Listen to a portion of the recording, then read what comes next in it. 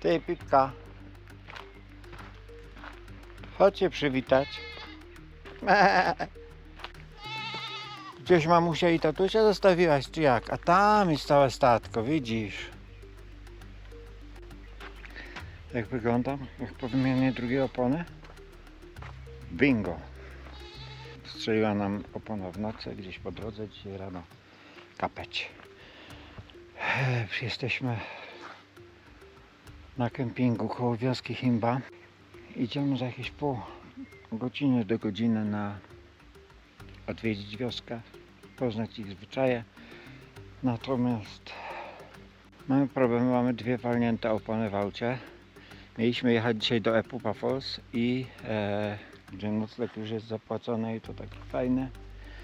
A natomiast droga wczorajsza tutaj to był mały horror, bo przejeżdżaliśmy raz przez dosyć głęboką wodę, wylaną rzekę, raz przez cholernie, tam się przestraszyłem, głębokie bagno, błoto. I to jest 40 km od Opuło i teraz żebyśmy dojechali do Epupa Falls, to mamy jeszcze 120 km dokładnie tą samą drogą, taką samą drogą. Niebo, jak widać, dzisiaj może sugerować, że będzie padało, w związku z czym będziemy musieli szukać innego noclegu. Nie będzie wodospadów w tym roku, no ale tak miało być najwidoczniej. Z obawy przed tymi deszczami, które były wczoraj i po tym co widziałem na drodze, nie będę się zapuszczał tam. W sumie 200-300 km prawie po to, żeby przekimać się całą noc i rano wracać. No ale plany są od tego, żeby je naginać w jakikolwiek sposób. Jesteśmy w wiosce Himba. Zobaczycie dzisiaj, tu jest recepcja. Zabraliśmy przemiłą dziewczynę, która zajmuje się kempingiem tutaj z Opuło. Wczoraj późnym wieczorem przywieźliśmy ją tutaj. I ona dzisiaj z nami będzie tam podczas prezentacji, podczas odwiedzin w wiosce. Na razie próbuję od 20 minut zagotować wodę na kawę. Kurwa, po prostu kosmos z tym. Ja nie wiem, czy to butla, czy czajnik, czy o co w tym chodzi. Idę jeść. Pa.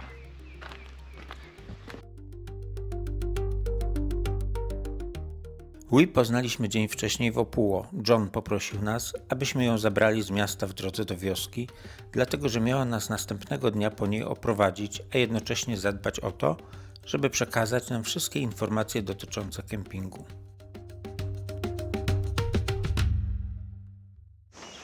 Idziemy teraz na wycieczkę, a naszym przewodnikiem jest our guide is she will show us the village, show how people live, right? Yes, I will do. She will do it, right? No i co, zobaczyłem dziewczynę ubraną całkowicie po europejsku, koszulka, dżinsy, uśmiechnięta, młoda, wesoła, z bardzo dobrym angielskim. A jednocześnie świetna przewodniczka, znała drogę z Opuło bardzo dobrze, dzięki czemu bezpiecznie dojechaliśmy na kemping. Louis znała każdy kąt wioski, wszystkie jej tajemnice i zwyczaje społeczności. Była naszym pomostem, wcielając się w rolę przewodnika i tłumacza, także później w Opuło, gdzie pomogła nam załatwić sprawy wulkanizacyjne. Mało tego, śmiała się nawet z moich żartów, możliwe, że nawet z tych, które nie do końca ją mogły śmieszyć. Ha, ha, I'm happy. You're happy. You live to make your dreams come true, remember. Yeah. What's your dream? My dream.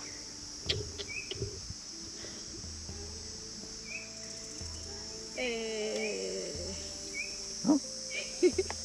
No? I would like, maybe one day I would like to, with a big house and a car and travel. Gdybym miał ją opisać jednym zdaniem, to powiedziałbym, ona wie, że świat się zmienia, ale nie zapomina o tym, skąd pochodzi. Louis jest również członkinią plemienia Himba, jest również Himba. Normally, Himba homesteads have been constructed in a circle form, with 4 entrances Oh, the first entrance, the one we use, it's used for day visit clients when they are coming inside and outside the homestead. And gates on the sides are used for animals. It can be either cows, goat, sheep, whatever you have in your family. And the gate or the entrance on the other side, it's used for clients or for guests that came for ceremonies, like wedding or funeral, because they can be behind the homestead, so they use the same entrance to come inside and outside the homestead. We use mopane tree to construct the hut. Mopane tree is one of the strongest tree we use. We also use it for firewood. Is there something here? This is mopane, and men do the construction and women do the plastering. Oh, on movies I've seen that woman made all from the end to the from the start to the end. Yeah, in movies, like Okay. men's only construct big house like this, Okay. like that, but with small house, like the other one, it's women's work. Women do the construction and also do the plastering. They do everything. And we also use mopane leaves for as medicine. For example, you eat wrong food, you boil mopane leaves, then you drink that water. I had problems with stomach. When? This is second day. Oh, okay. It will help. Yeah. How many I should eat? One, three, all the three? No, No, just kidding. But Yeah. really, it can help. yeah, it can help. It can help because most of these medicines are the medicines that people use in the tribe. They only go to clinic when it's too serious. And for the wound, we also use mopane leaves. You chew the leaves, then when you had a cut, like you cut somewhere for the blood stop, and because when you were bleeding, then you put the leaves. Just after 20 minutes, 10 to 20 minutes, the blood stops. So tell me, please, how many? For example, I feel bad. I had a problem. How many should I? 1, 2? The leaves? No, you can have 10 of the leaves. Then you boil them, like the way you are boiling.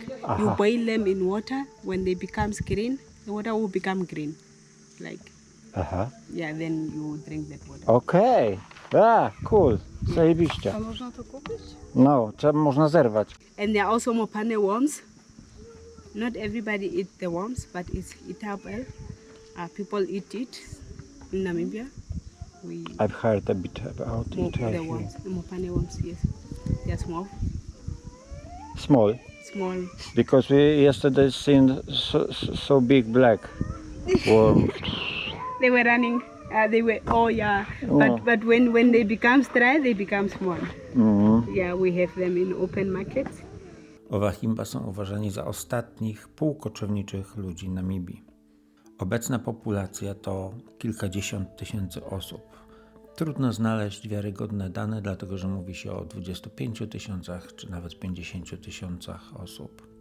I would like to thank you that we can be here with you, that we can see your culture, then we can talk with you. Thank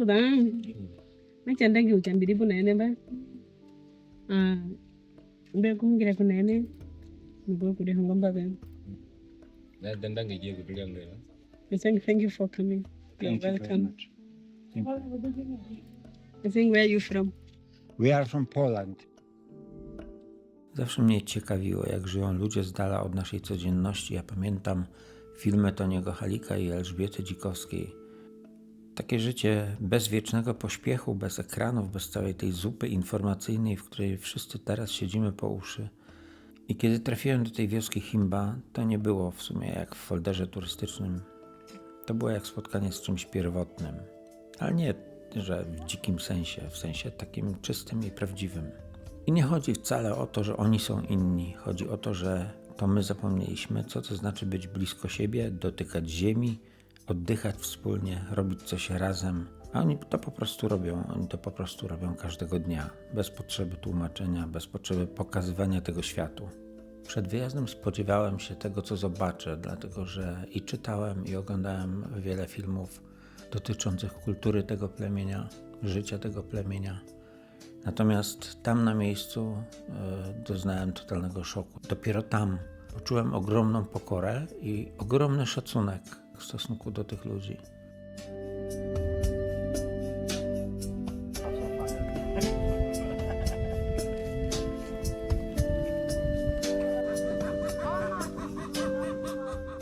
Oni mówią w prosty sposób, ale te słowa zostają niesamowicie w pamięci.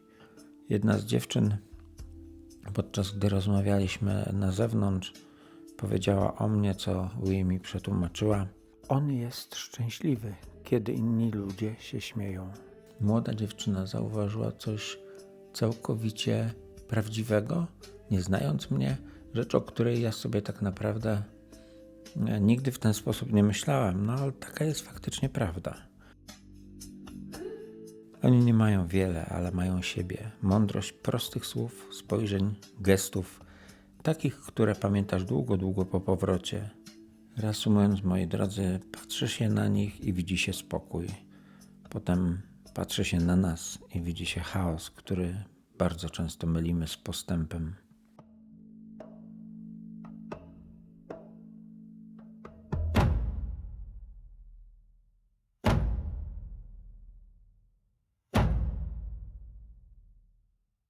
Kobiety Himba otaczają się aurą waleczności. Trudno znaleźć inne słowo. Odwagi. Wystarczy popatrzeć, jak one chodzą. Ja zastanawiałem się, jak to jest możliwe, że chodzą tak wyprostowane.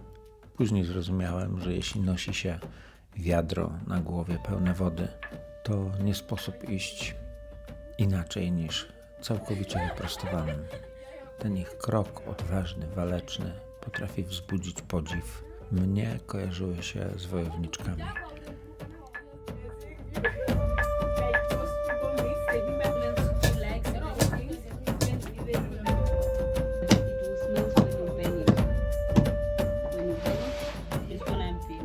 Ciała kobiet Himba to nie jest przypadek, to codzienna, wieloetapowa pielęgnacja. Na skórę nakładają otizę, to jest mieszanka tłuszczu i sproszkowanej czerwonej ochry, czyli zmielonego kamienia z tlenkiem żelaza. Daje to charakterystyczny kolor ziemi, chroni skórę przed słońcem, owadami, a jednocześnie jest symbolem piękna, godności i przynależności do całej wspólnoty. Natomiast warkoczom i włosom nadaje charakterystyczną fakturę, styl i pomarańczowy lub czerwony odcień. Często perfumowany jest aromatyczną żywicą krzewu omuzumba.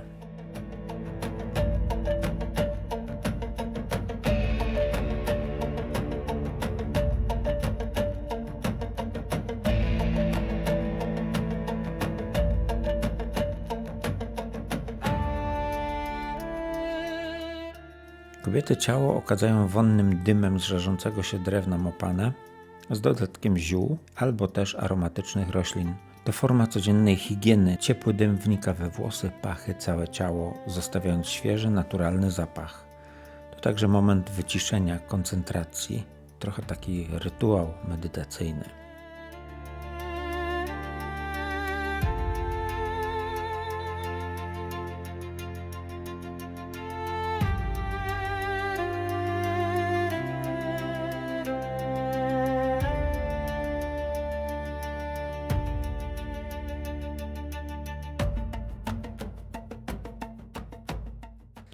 A włosy kobiet Himba to już osobny świat, można o tym poczytać.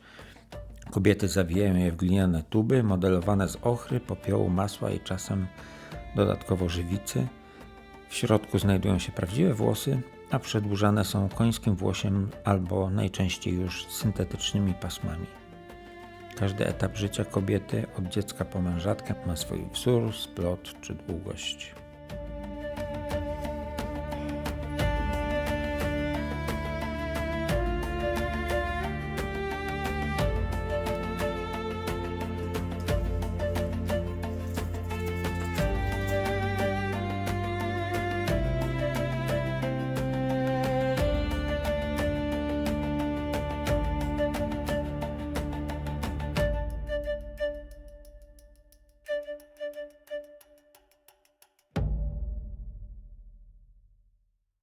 Hello. teman-teman kan. Hai.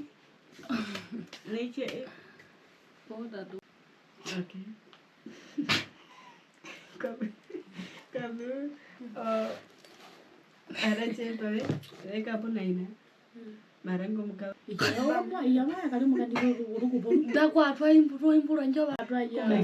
Andakuda wadaro imna bihewiwa himba akuporo kupondu wetu jimu alukaji mwandu wetu na hindia mapanterega. Yes. My outfit is ready. I will take it on me and i będzie dyndał.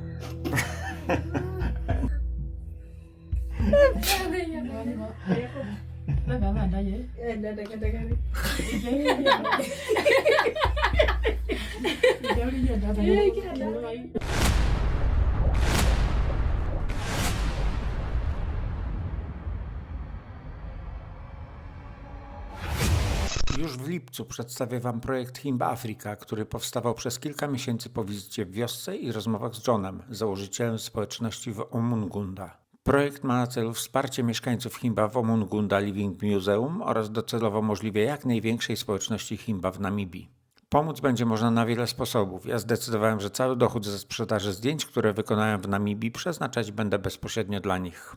Pierwszą osobą, która dokonała zakupu jednego ze zdjęć, jeszcze zanim rozpoczęła się cała akcja, był Ralph, mieszkaniec Namibii, któremu spodobało się jedno ze zdjęć zrobione pod Spiskopę. Ralph, thanks a lot for getting the whole thing started and making sure the payment went directly to the folks in Omungunda village. Jeśli Ty chcesz się do tego dołożyć nie tylko kasą, ale i sercem, udostępnieniem, zapraszam. Więcej informacji po 1 lipca na stronie, która docelowo będzie również swoistym kompendium wiedzy o tym plemieniu. Podjęliśmy z Johnem także decyzję o współpracy również na innych polach i myślę, że obie strony będą z tego bardzo zadowolone. A teraz pozwólcie, że Wam przedstawię Johna, założyciela owa Himba Living Museum w Omungunda. Albo lepiej niech sam się przedstawi. My name is Rimoni Kavijipurwa, the founder of Ovahimba Living Museum. I'm very honored to introduce myself, and I'm known as John. But I would like to take you through our beautiful people with a red color, which is known as okra, a red ornament. So that defines the beauty and the birthing of our community, known as the Himba tribe. With all our gratitude and happy-hearted people, we would like to thank you. And that is a happiness. That is a beauty of our culture. Thank you very much. We are looking forward to see you here in Namibia.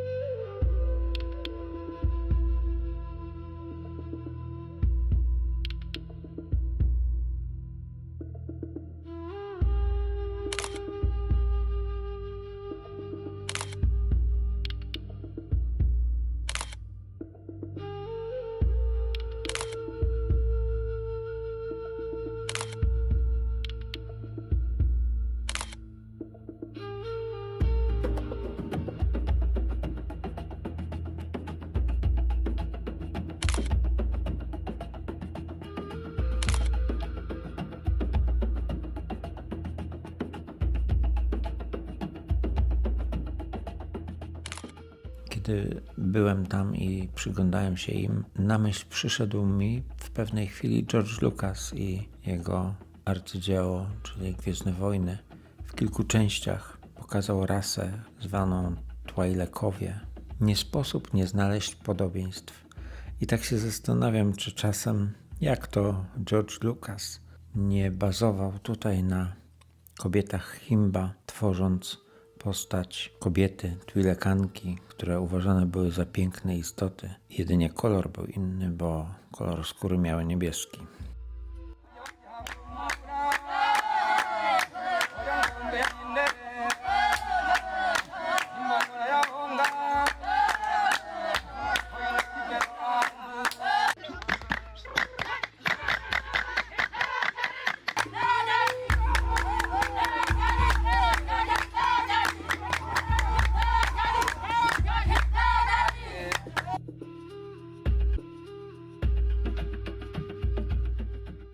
Taniec w kulturze Himba to coś więcej niż rozrywka. To sposób na bycie razem.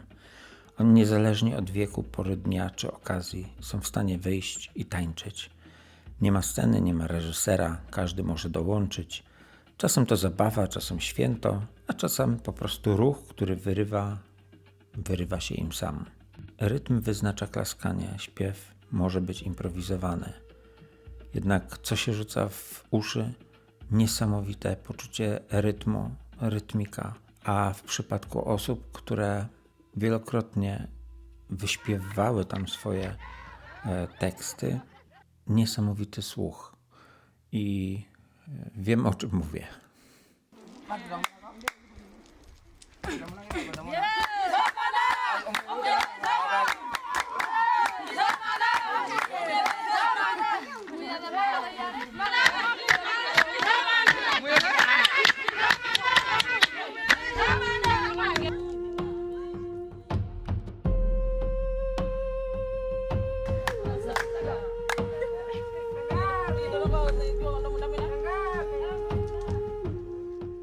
Co mnie jeszcze uderzyło, to że nikt nie wstydzi się tutaj swojego ciała, ani dzieci, ani starsi. Nikt nie tańczy dla poklasku. To taka zwykła, naturalna forma wyrażania siebie i przynależności. Ona może być również formą popisywania się, ale zawsze jest otoczona uśmiechem i wzajemnym szacunkiem. Miałem szczęście, że mogłem tego doświadczyć z bliska i nie odpuściłem sobie. Dałem się wciągnąć w ten ich rytm, choć na kilkanaście sekund.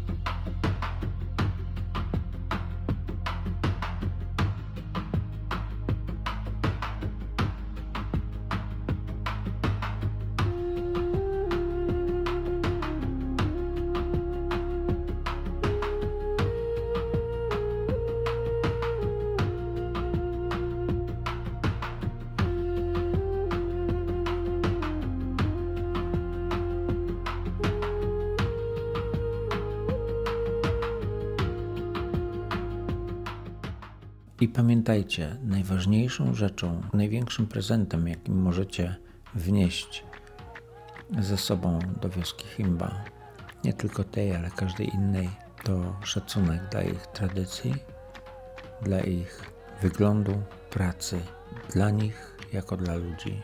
Między innymi za to, że pozwalają wam oglądać swoje życie od kuchni i pokazywać choć namiastkę tego, jakim było przez ostatnie stulecia.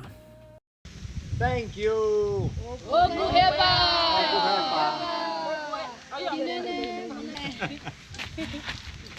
Okay. How do you say sokuheba in Polish? Dziękuję.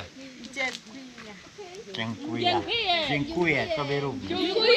You too. Thank you for you too. Dziękuję.